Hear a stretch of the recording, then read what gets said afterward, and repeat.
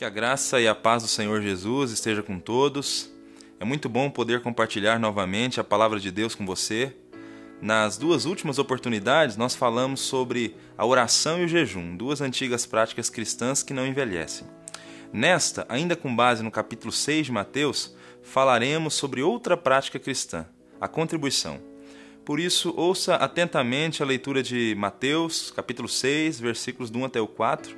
Faça a leitura na NVI. Tenham o cuidado de não praticar suas obras de justiça diante dos outros para serem vistos por eles. Se fizerem isso, vocês não terão nenhuma recompensa do Pai Celestial. Portanto, quando você der esmola, não anuncie isso com trombetas, como fazem os hipócritas nas sinagogas e nas ruas, a fim de serem honrados pelos outros. Eu lhes garanto que eles já receberam a sua plena recompensa. Mas quando você der esmola, que a sua mão esquerda não saiba o que a direita está fazendo, de forma que você preste a sua ajuda em segredo. E o seu Pai, que vê o que é feito em segredo, o recompensará. É complicado falar de contribuição no tempo em que nós vivemos.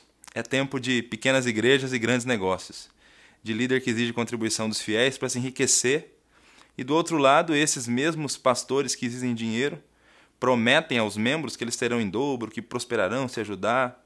Assustei esses dias ao ver uma charge na internet em que Jesus aparece como um garçom, perguntando para o cliente se ele deseja mais alguma coisa.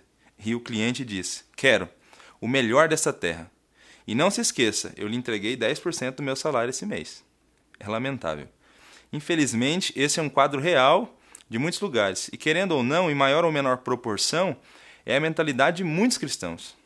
E outra área que a gente tem muito problema também é quando o assunto é contribuir para ajudar o outro.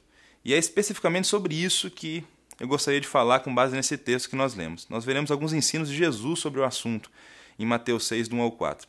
Com esse texto nós aprendemos que a contribuição é uma prática cristã e Jesus espera que os seus seguidores a pratiquem de maneira correta. Por isso, vou lhe desafiar a considerar 3 questões relacionadas às nossas contribuições que emergem do ensino de Jesus a partir desse texto. A primeira questão está relacionada à exibição descarada na contribuição. Quando ajudamos alguém, com que motivação o fazemos? O texto começa com a seguinte advertência: cuidado para não praticarem boas obras diante dos homens a fim de serem vistos por eles. Jesus condena a exibição descarada no ato de ofertar. A princípio, até parece haver uma contradição entre esse versículo e Mateus 5,16. Porque lá é dito que a nossa luz deve resplandecer diante dos homens para que eles vejam as nossas boas obras. Contudo, nós não temos contradições. Embora os discípulos de Jesus devam ser vistos praticando boas obras, eles não devem praticar estas boas obras com o objetivo de serem vistos ou querendo ser vistos. Eles não agem com justiça esperando confetes. Você conseguiria fazer uma boa ação sem contá-la para ninguém? Ou melhor, você consegue agir com benevolência com alguém, mesmo que você saiba que nunca os outros vão saber dessa sua atitude? Então, veja que curioso. Até uma prática tão importante como a contribuição pode se tornar complicada e deturpada, dependendo da motivação. Se quem o faz, faz para ser visto. A contribuição não deve ser uma prática em que quem oferta ou contribui vise a sua promoção pessoal. A segunda questão que eu gostaria de lhe desafiar a considerar está relacionada ao interesse sincero no necessitado. Quando ajudamos alguém, estamos fazendo pela nossa preocupação com o próximo? Jesus disse que quando ajudássemos alguém, não deveríamos tocar trombeta, e ele cita um costume de entre os judeus. Na lista das boas ações de um judeu, o item que figurava como mais importante era o dar esmolas. Só que eles estavam deturpando um ato piedoso legítimo. Pelas ofertas, media-se o grau de justiça e religiosidade entre eles. Existe um estudioso do Novo Testamento que comenta que após o culto da sinagoga, cada um levantava e dizia qual a quantia que queria ofertar. Quando havia uma quantia muito vultuosa, o doador era chamado até o bemá, a tribuna, e recebia a honra de sentar ao lado do rabino. O servidor da comunidade tocava então uma trombeta, a fim de chamar a atenção dos seres celestiais, porque ali se realizara uma beneficência especial. Era um verdadeiro espetáculo que foi condenado pelo Senhor. Esse espetáculo começava na sinagoga e depois continuava fora dela. Jesus chama esse pessoal de hipócritas, e a palavra que ele usa, de novo, é a palavra relacionada a ator. Eles estavam representando. Eram aplaudidos pelos homens, mas não por Deus. A razão, eles estavam desvirtuando o verdadeiro propósito do dar esmolas. A palavra grega traduzida por esmola nesse texto tem um sentido muito mais profundo que apenas contribuir financeiramente. Ela poderia ser traduzida por misericórdia, compaixão. A palavra expressa tudo aquilo que o seguidor de Jesus é devedor ao seu próximo. Consideração, respeito, amor, ajuda. É por causa desse interesse profundo pelo outro que, quando necessário, o ajudamos materialmente com dinheiro. Todavia, o dinheiro não é tudo e nem o principal. Precisamos tomar cuidado. Às vezes, a ajuda externa, que via de regra é tirada da abundância dos nossos bens, nos faz esquivar da ajuda interna, da dedicação voluntária ao outro, da verdadeira preocupação com a vida humana.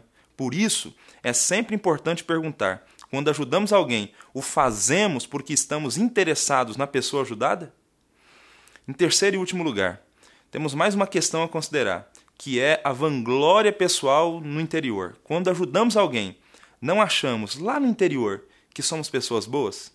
Não achamos que somos melhores do que os outros? Não achamos que o mundo deveria ter mais pessoas como nós? Em nenhuma outra área é tão perigoso enganar-se a si próprio do que nessa. A sensação de que se faz algo de bom, de que somos merecedores de elogios, de aplauso, é perigosíssima. Por isso mesmo Jesus diz que a mão esquerda não deve saber o que faz a direita. Isto é, não devemos de modo algum tornar o nosso ato caridoso como algo em que devemos nos apegar para nos promover e achar que somos merecedores de aplausos. Não devemos contar aos outros o que fizemos e, num certo sentido, não devemos contar a nós mesmos. Senão, é muito fácil nos autoglorificarmos em segredo. Por fim, lembramos então que não devemos desejar o aplauso dos outros e nem devemos nós mesmos nos aplaudir. As nossas boas obras devem visar somente a glorificação de Deus o Pai. E Ele, que realmente deve ver e vê as nossas boas ações, as reconhecerá. No final dos tempos, quando Jesus aparecer, Ele dirá o seguinte aos salvos: eu tive fome e vocês me deram de comer. Eu tive sede e vocês me deram de beber. Eu fui estrangeiro e vocês me acolheram. Eu estive enfermo e vocês cuidaram de mim. Eu estive preso e vocês me visitaram. Os justos nesse dia, os que exercitaram essas boas ações, eles nem estarão conscientes delas e irão perguntar para ele: mas quando nós fizemos isso, Senhor? Daí Jesus dirá que quando eles ajudaram a qualquer um dentre os menores de seus irmãos, a qualquer uma dessas pessoas que eles ajudaram, que estavam nessas condições, eles o estavam fazendo ao próprio Jesus. Que nós estejamos entre estas pessoas. Que Deus abençoe você no nome do Senhor Jesus.